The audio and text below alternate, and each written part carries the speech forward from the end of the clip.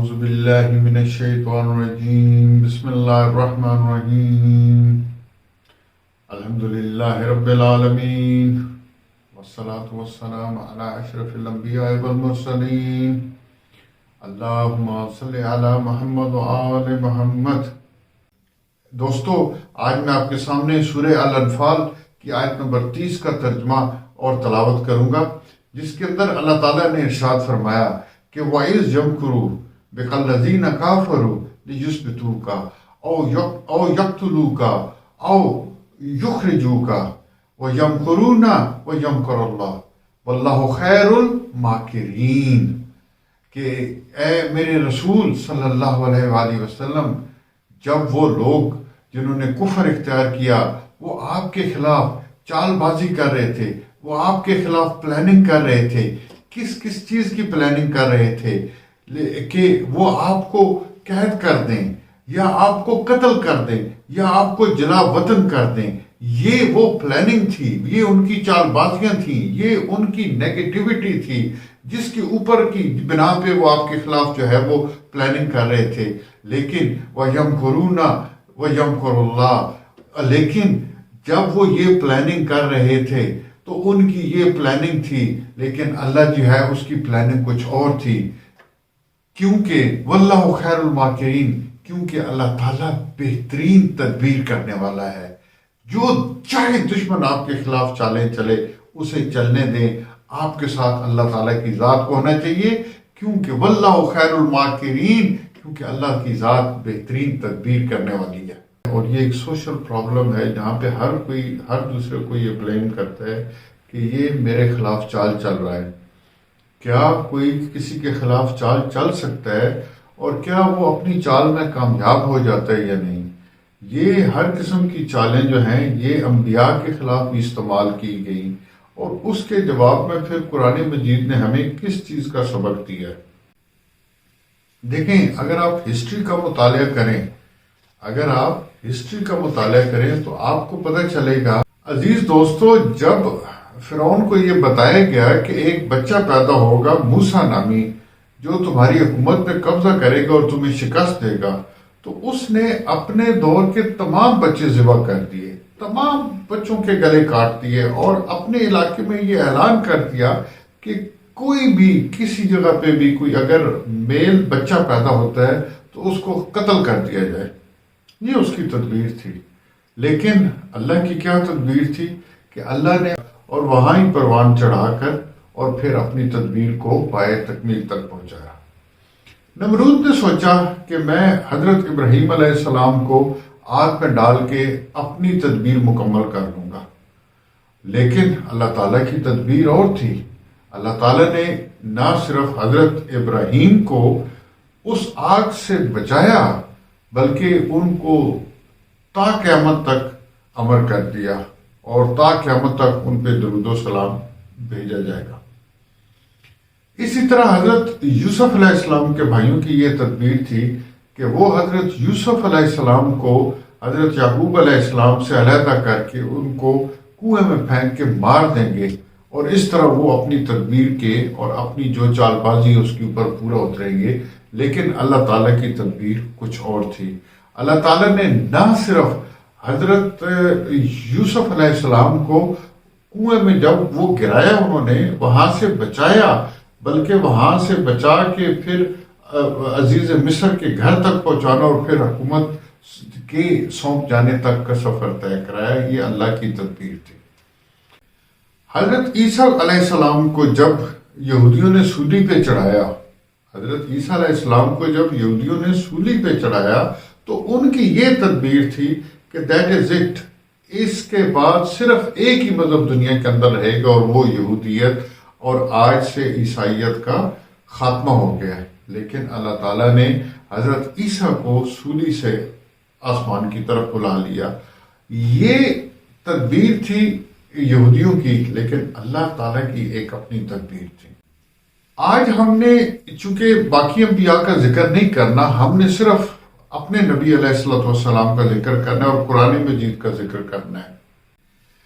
اب اللہ تعالیٰ کو یہ چیز کہنے کی نوبت کیوں آئی؟ یہ چیز سمجھانے کی اور یہ آیت نازل کرنے کی کیوں نوبت آئی؟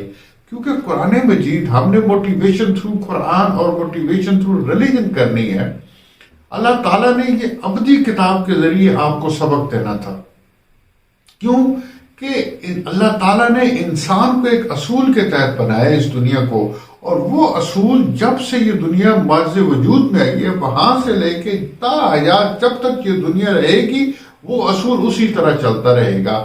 چونکہ اس اصول کے دنیا کے اوپر چالیں، چال سازی، کارستانیاں، ایک دوسرے کے خلاف پلاننگ کرنا اس دنیا کا ایک حصہ ہے، اسی لیے اللہ تعالیٰ نے یہ آیت نازل کر کے اس کو ڈفرینشیٹ کر دیا، اس کو بالکل واضح کر دیا کہ دیکھیں جو بھی دشمن آپ کے خلاف جو پلان کرتا ہے یہ اس کی ایک پلاننگ ہوتی ہے، لیکن don't worry about that, you do what you are supposed to be doing, آپ وہ کریں جو آپ رائے حق پہ دیکھتے ہیں کہ میں نے کرنا ہے۔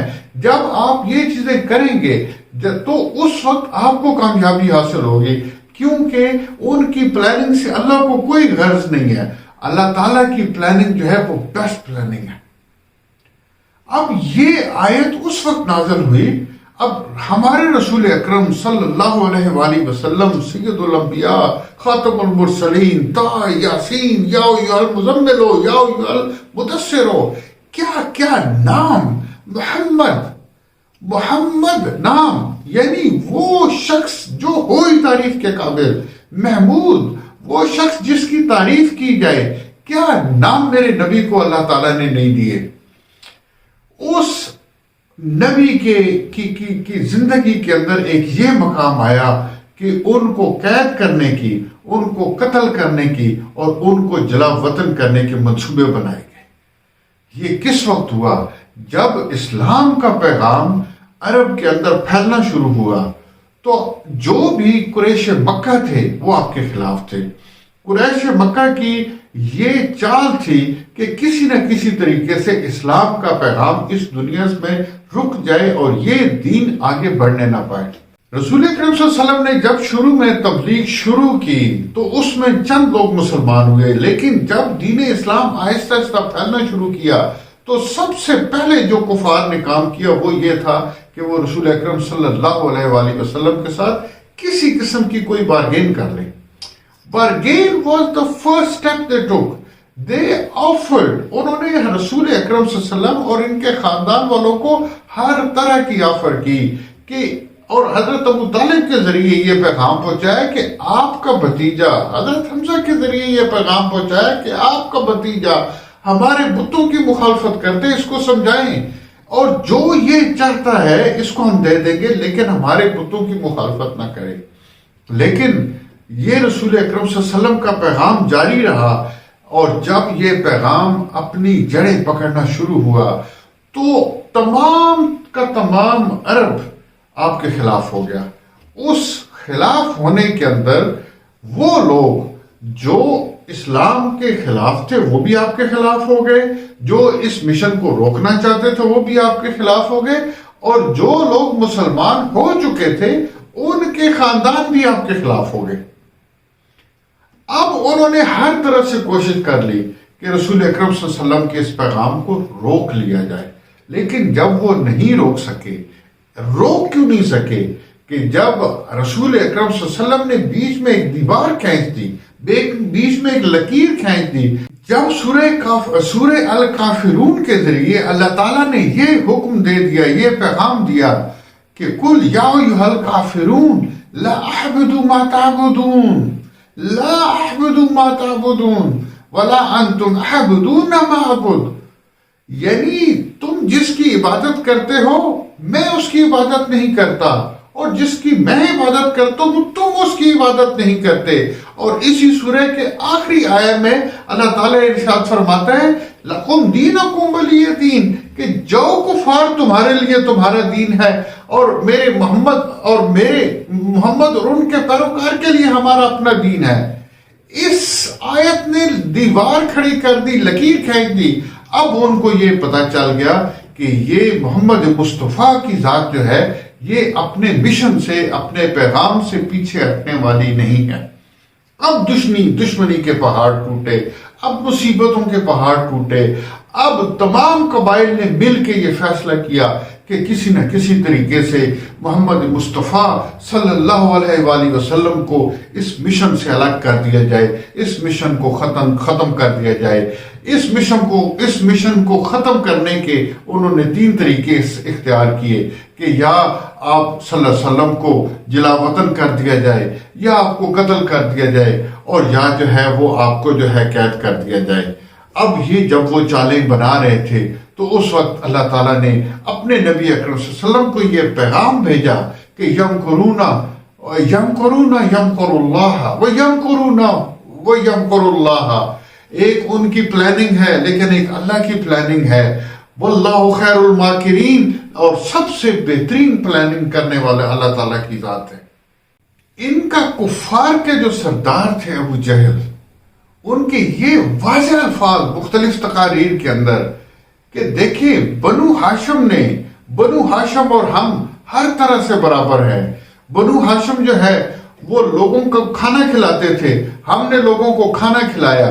وہ لوگوں کو خیرات اور صدقہ دیتے تھے، ہم نے لوگوں کو خیرات اور صدقہ دیا۔ وہ لوگوں کو سفری سہولیات مہیا کرتے تھے، ہم نے لوگوں کو سفری سہولیات مہیا کی۔ ہم ہر لحاظ سے بنو ہاشم کے ایکول خاندان ہیں، لیکن اب بنو ہاشم نے یہ ڈھونگ رچا دیا ہے کہ وہ کہتے ہیں کہ جنت سے ہمارے پاس ایک نبی آیا ہے جو اللہ کا پیغام لے کے آیا ہے اور جو تمہیں سیدھے رستے پہ لا کے جنت میں لے جائے گا۔ اب ہم ان کا مقابلہ کریں گے، نہ ہم نے اس نبی کو مانا ہے اور نہ ہم کبھی اس نبی کو مانیں گے۔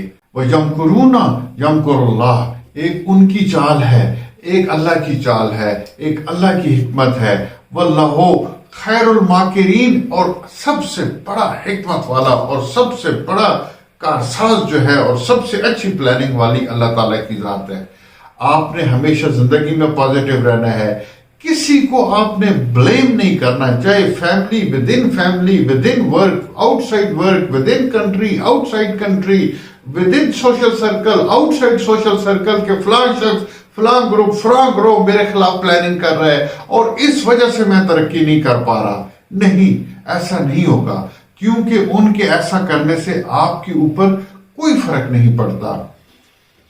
علامہ اقبال کہ اس شعر کے اوپر آج کی اس سیشن کو اختتام کروں گا کہ تندیے باد مخالف سے نہ گھبرا اے عقاب، تندیے باد مخالف سے نہ گھبرا اے عقاب، یہ تو چلتی ہے تجھے اونچا اڑانے کے لیے، یہ تو چلتی ہے تجھے اونچا اڑانے کے لیے۔ اور چونکہ آپ کو میں نے 5-6 انبیاء کے جو ہے وہ واقعات سنائے کہ جن جن کی مخالفت کی گئی۔ آج فرعون کہاں ہے؟ فرعون کہیں نہیں ہے، موسیٰ ہر جگہ پہ ہے۔ آج نمرود کہاں ہے؟ نمرود کہیں نہیں ہے۔ ابراہیم علیہ السلام ہر جگہ پہ ہیں۔ آج جو ہے وہ کیا کہتے ہیں یہودی کہاں ہے؟ کیا وہ مذہب عیسیٰ کو مٹا سکے؟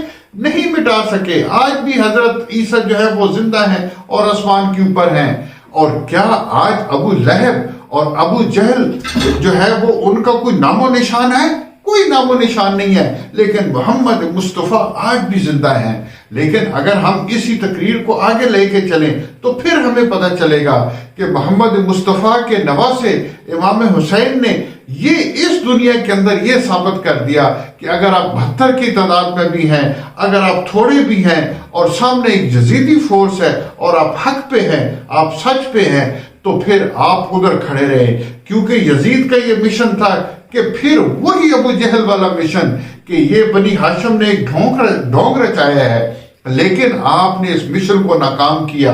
اور یہی اللہ تعالیٰ کا علم اور سبق اور یہ لے کے کہ وَيَمْكَرُونَ وَيَمْكَرُ اللَّهُ وَاللَّهُ خَيْرُ الْمَاكِرِينَ کہ اے یزید تو کیا کر لے گا؟ کیا تو اس دین الہی کو مٹا دے گا؟ نہیں، تو نہیں مٹا سکتا، اس لیے کہ اس کی حفاظت کا ذمہ مصطفیٰ صلی اللہ علیہ وسلم اور ان کی اہل بیت نے لیا ہے۔